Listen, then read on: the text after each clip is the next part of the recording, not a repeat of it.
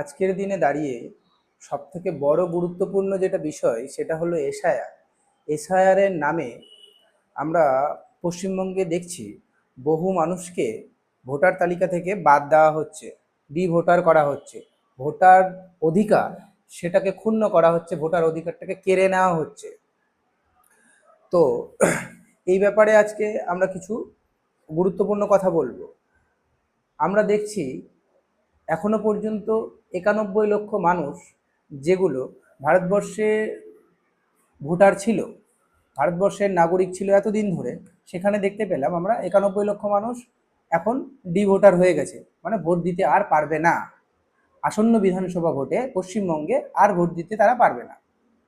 এবার গল্প হচ্ছে এটা যে এই ৯১ লক্ষের মধ্যে ৫৭ লক্ষ মানুষ প্রথমেই বাদ গিয়েছিল, ফার্স্ট যে লিস্ট বেরিয়েছিল।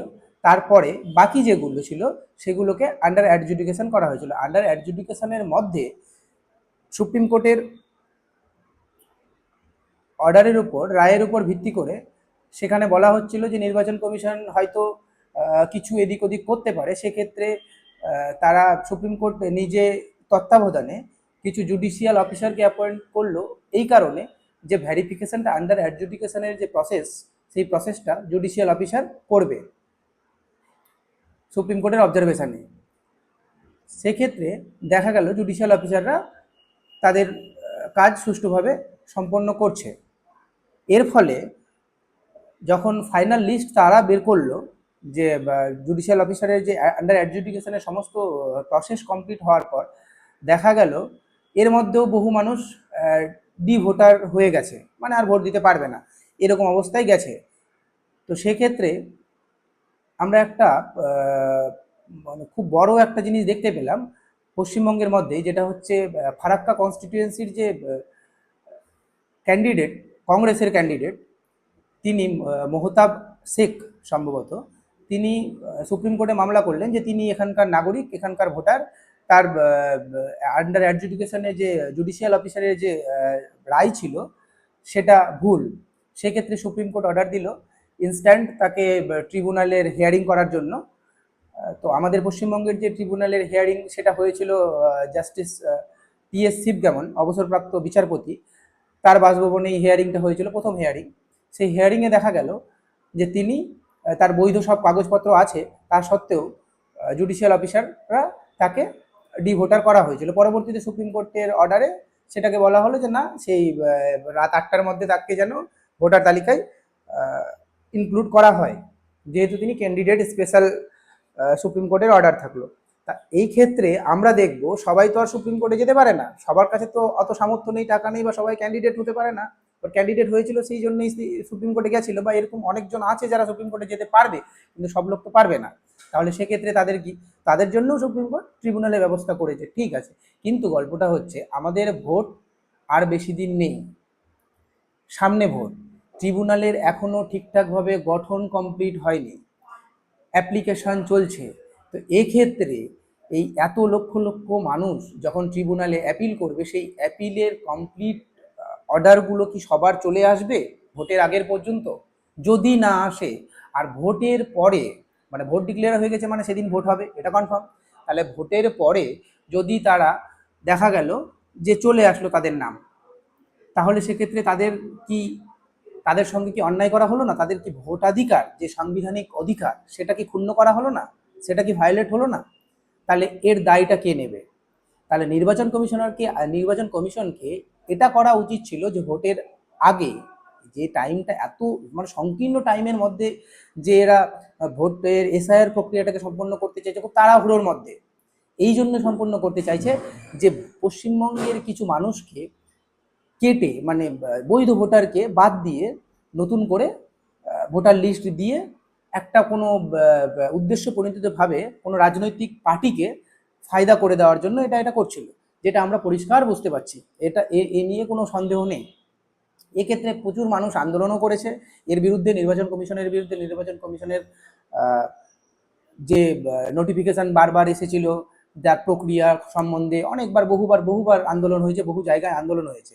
বিগত দিনে আমরা দেখতে পেয়েছিলাম ৭জন জুডিশিয়াল অফিসারকে আটকে রেখে আন্দোলন করছিল আমাদের মালদা জেলার মোথাবাড়ি ব্লক অফিসে, সেখানে।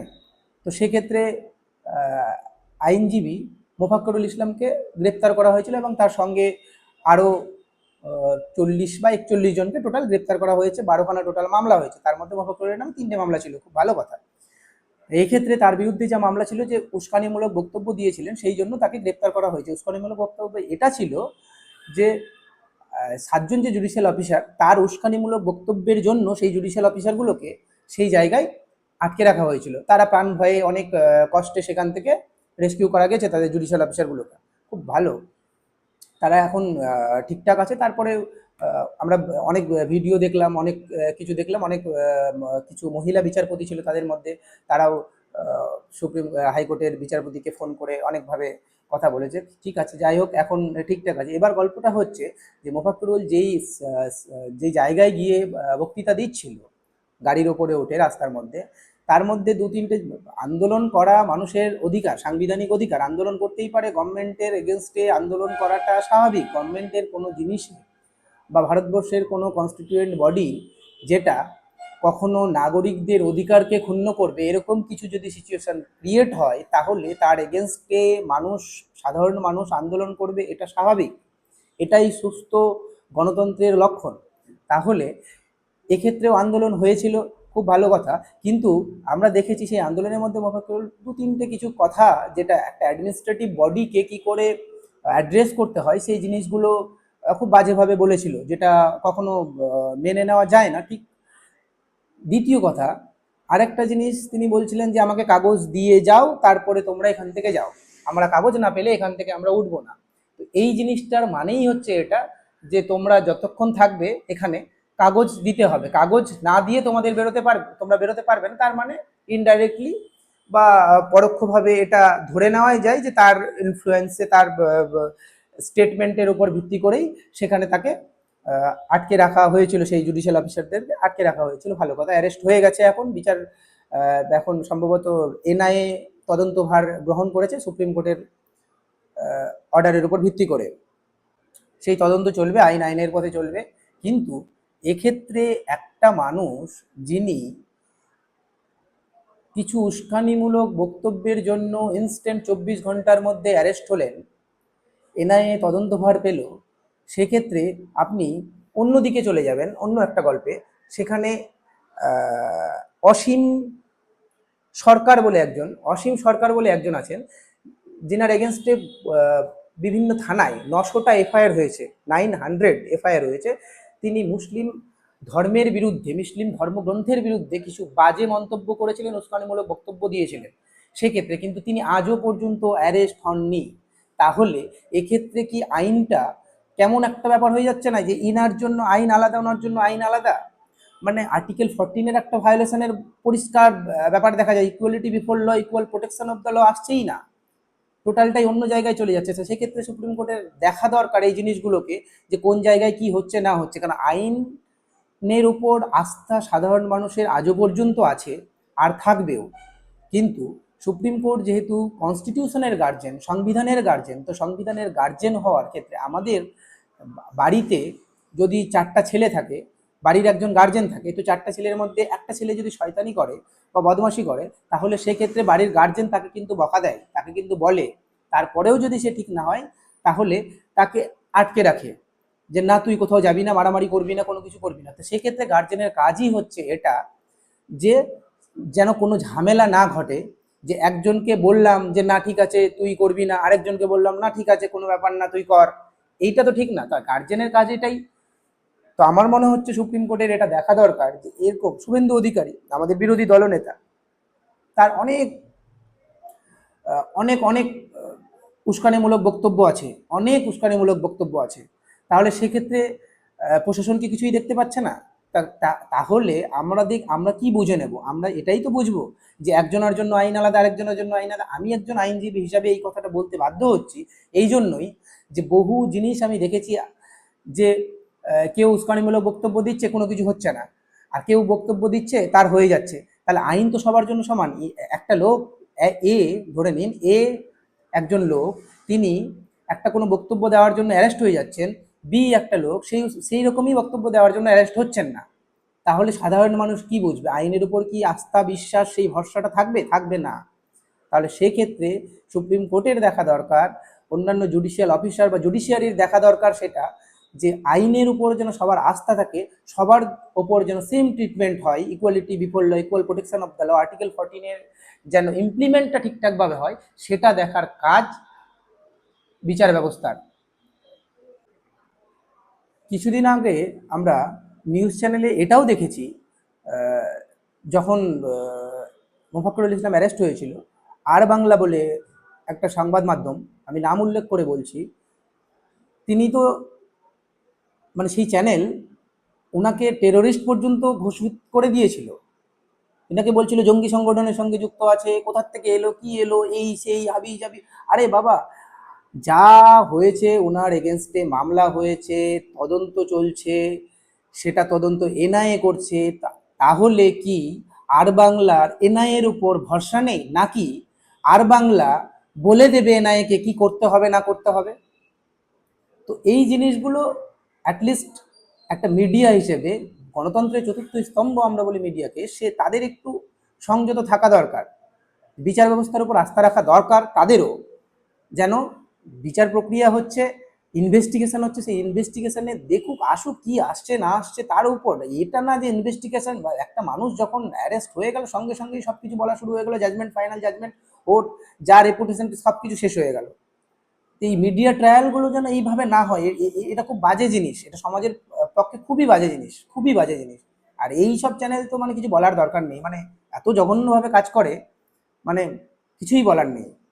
আমরা এশায়ারে এটাও দেখেছি, এক্স আর্মি, আমজাদ সম্ভবত নাম ছিল, আমজাদ আলী বা এরকম কিছু একটা ছিল, এক্স আর্মি, যে কার্গিল যুদ্ধ করেছিল, কার্গিল যুদ্ধের সময় সে যুদ্ধে অংশগ্রহণ করেছিল, সে ডিভোটার হয়ে গেছে। তাহলে সেটাকে আমরা কি বলবো? সে কি যখন আর্মিতে গেছিল তার কি কোনো ডকুমেন্টস ভেরিফিকেশন না করেই নিয়ে নিয়েছিল কার্গিল যুদ্ধের সময়? সেটা তো না, তার ডকুমেন্টস ওর আছে, তারপরেও ও ভোট দিয়েছে। তাই এখন ডিভোটার হয়ে গেল, তার মানে এখনো ভারতের নাগরিক না? যখন কার্গিল যুদ্ধ করেছিল তখন ভারতের নাগরিক ছিল।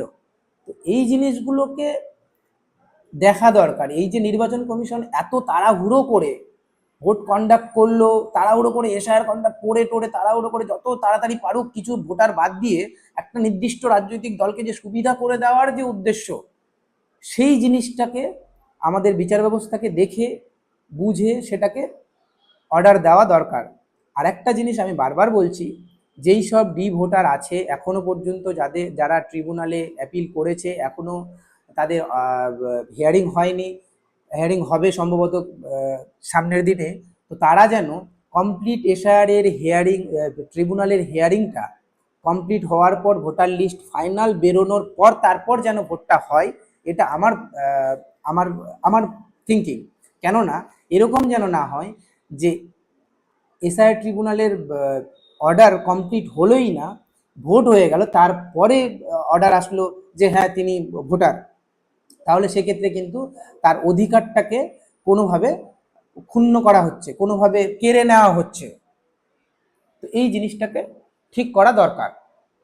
আর বাকি যে আন্দোলনের কথা, যেটা প্রটেস্ট আন্দোলন, প্রতিটা নাগরিকের, ভারতবর্ষের প্রতিটা নাগরিকের অধিকার, কোনো সরকারের, কোনো কনস্টিটিউয়েন্ট বডি যেটা কিনা দেশের বা নাগরিকের এগেনস্টে কোনো কিছু করছে, বা নাগরিকের হিতের এগেনস্টে কোনো কিছু করছে, সেটার এগেনস্টে প্রোটেস্ট করা, আন্দোলন করা প্রত্যেকটা নাগরিকের অধিকার। এটা আমাদের সংবিধান অধিকার দিয়েছে। তো সেক্ষেত্রে আন্দোলন কেউ যদি করতে চান, কারো যদি করার ইচ্ছা থাকে, তাহলে করবেন সুষ্ঠুভাবে, গণতান্ত্রিক পদ্ধতিতে, কোনো মারামারি করে না, কোনোভাবে গাড়ি আটকে না, কোনোভাবে না, যে যার মতো করে আন্দোলন করুন, প্রতিবাদ করুন, এসআইআরের নামে যার নামে প্রতিবাদ করুন। তবে সেই জিনিসগুলোকে লক্ষ্য রাখতে হবে যে আমি যে প্রতিবাদটা করছি সেটা যেন গণতান্ত্রিক পদ্ধতিতে হয়। এরকম না হয় যে আমি প্রতিবাদ তো করতে যাচ্ছি, আমার সঙ্গে যে 10জন ছেলে ছিল সেই 10জন ছেলে পুরো মারামারি করে দিল, আমি মাঝখানে ফেসে গেলাম। তো এই জিনিসগুলো যেন না হয়, আপনারা এই জিনিসগুলো দেখবেন, সংযত থাকবেন, ঠিকঠাকভাবে থাকবেন।